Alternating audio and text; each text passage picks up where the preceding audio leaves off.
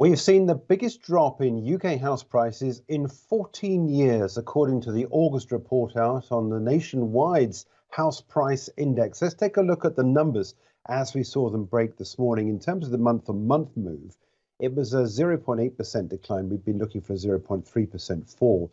Year on year, though, down 5.3%. We've been looking for a drop of 3.9%. This represents a larger fall than what had been expected.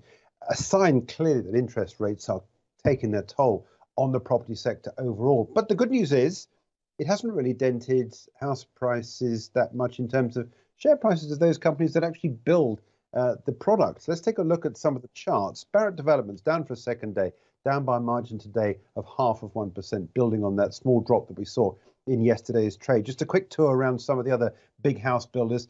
Taylor Wimpey, again, another one that's down for a second day in a row. Today it's down almost 0.9%. This is after 20 minutes of the session in today's trade. Redrow, another one on the way down. Persimmon, and every single house builder has been affected. In fact, Persimmon over the longer term has been more affected than most on the downside, going back to what's been happening with the likes of Barratt Developments. And in fact, I think you can see here that we've been picking up a little bit recently. The outlook is still very clouded, very tough. We don't know when the Bank of England is going to finish raising interest rates. It's looking like we could well get another quarter point coming through next time the Bank of England meets. And inflation is still high. That's the problem.